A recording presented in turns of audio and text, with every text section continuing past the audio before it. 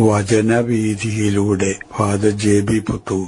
വിശുദ്ധ മത്തായി രചിച്ച യേശുവിന്റെ സുവിശേഷം അധ്യായം 27 57 മുതൽ 61 വരെയുള്ള വാക്യങ്ങൾ. യേശുവിനെ സംസ്കരിക്കുന്നു. വൈകുന്നേരമായപ്പോൾ അരിമത്തിയക്കാരൻ ജോസഫ് എന്ന ധനികൻ അവിടെ എത്തി. അവനും യേശുവിന് ശിഷ്യപ്പെട്ടിരുന്നു. അവൻ പീലാത്തോസിന്റെ അടുത്ത് ചെന്ന് യേശുവിന്റെ ശരീരം ചോദിച്ചു. അത് അവന് വിട്ടുകൊടുക്കാൻ പീലാത്തോസ് കൽപ്പിച്ചു. ജോസഫ് ശരീരമെടുത്ത് ശുചിയായ ഒരു തുണിയിൽ പൊതിന് പാറയിൽ വെട്ടിയുണ്ടാക്കിയ തന്റെ പുതിയ കല്ലറയിൽ സംസ്കരിച്ചു. കല്ലറയുടെ വാതിൽക്കൽ ഒരു വലിയ കല്ലുരുട്ടി വെച്ചിട്ട് അവൻ പോയി. മഗ്ദലേന മറിയവും മറ്റേ മറിയവും ശവകുടീരത്തിന് അഭിമുഖമായി അവിടെയിരുന്നു. യേശുവിന്റെ സംസ്കാര ശുശ്രൂഷ. കുരിശിലെ തന്റെ യാഗം യേശു പൂർത്തിയാക്കി കഴിഞ്ഞു.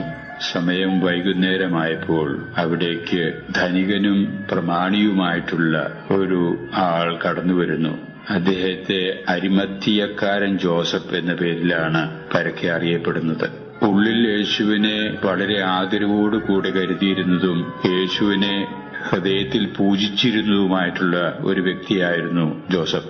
എന്നാൽ സമൂഹത്തിന്റേതായിട്ടുള്ള ചില ചുറ്റുപാടുകൾ മൂലം ജോസഫ് അതിനു മുമ്പ് അവിടെ പ്രത്യക്ഷപ്പെട്ടതായിട്ട് നാം സുവിശേഷത്തിൽ വായിക്കുന്നില്ല. എങ്കിലും തന്റെ മനസാക്ഷിയുടെ സ്വരമനുസരിച്ചായിരിക്കാം ജോസഫ് യേശുവിന് ഉചിതമായിട്ടുള്ള ഒരു സംസ്കാരം നൽകാനുള്ള തീരുമാനത്തോടു കൂടിയാണ് അവിടേക്ക് കടന്നുവരുന്നത്. അതിനുവേണ്ടിയുള്ള ചില നിയമ നടപടികൾ പൂർത്തിയാക്കേണ്ടതുണ്ട് എന്ന് ജോസഫിനറിയാം.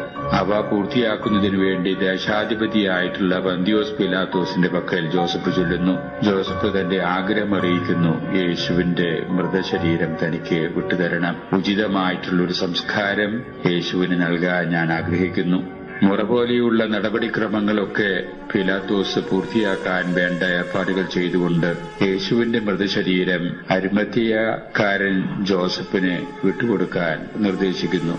ജോസഫ് ആ മൃതശരീരം വളരെ പൂജ്യമായ രീതിയിൽ തന്നെ കൈകാര്യം ചെയ്യുന്നതായിട്ടാണ് നാം മനസ്സിലാക്കുന്നത്. ധനികനായിട്ടുള്ള ആ മനുഷ്യന്റെ വകയായി ചില കല്ലറകൾ സമീപത്തുണ്ടായിരുന്നു. അതിൽ ഉചിതമായിട്ടുള്ള ഒരു കല്ലറ ജോസഫ് തിരഞ്ഞെടുക്കുന്നു യേശുവിനെ സംസ്കരിക്കുന്നതിനു വേണ്ടി. ആ കല്ലറയിൽ യേശുവിനെ സംസ്കരിക്കുന്നതിന് മുമ്പായി പുതിയ ഒരു വക്കുശീല തന്നെ ജോസഫ് സംഘടിപ്പിക്കുന്നു. വേണ്ട സുഗന്ധക്കൂട്ടുകളൊക്കെ ചേർത്തുകൊണ്ട് യേശുവിന്റെ മൃതശരീരം പൊതിയുന്നു. ആദരവോടുകൂടെ ആ പുതിയ കല്ലറയിലെ യേശുവിന്റെ മൃതശരീരം സംസ്കരിക്കുന്നതിന് വേണ്ടിയുള്ള ഏർപ്പാടുകൾ ചെയ്യുന്നു. ആ കല്ലറയുടെ കവാടം അടയ്ക്കുന്നതിന് വേണ്ടിയുള്ള വലിയൊരു തിരിക്കല്ലും അവിടെ വെച്ച് ഭദ്രമായി അത് മുദ്രണം ചെയ്തിട്ടാണ് ജോസഫ് ആ സ്ഥലം വിടുന്നത്. എന്നാൽ സുവിശേഷകനായ മത്തായി പ്രത്യേകം നമ്മോട് പറഞ്ഞു തരുന്നു, ജീവിതത്തിൽ ഏറ്റവും കൂടുതൽ ബഹുമാനിക്കുകയും ആദരിക്കുകയും ചെയ്യുന്ന തന്റെ ഗുരുവായിട്ട് കരുതിയിരുന്ന യേശുവിന്റെ കല്ലറയുടെ സമീപത്ത് മറിയം മഗ്ദലേനും കൂട്ടുകാരികളും അവിടെ ഉണ്ടായിരുന്നു എന്ന്. മറിയം മഗ്ദലേനയ്ക്ക് വ്യക്തമായിട്ട് അറിയാം ഏത് കല്ലറയിലാണ് യേശുവിനെ സംസ്കരിച്ചതെന്ന്. അതൊരു പക്ഷേ ഉയർപ്പു ദിവസം അതിരാവിലെ സുവിശേഷത്തിൽ നാം വായിക്കുന്ന പോലെ മറിയം മഗ്ദലേന കല്ലറയുടെ അടുത്തേക്ക് മൃതശരീരം അഭിഷേകം ചെയ്യുക എന്നുള്ള ഉദ്ദേശത്തോടു കൂടി പോയി എന്ന് നാം വായിക്കുന്നുണ്ട്.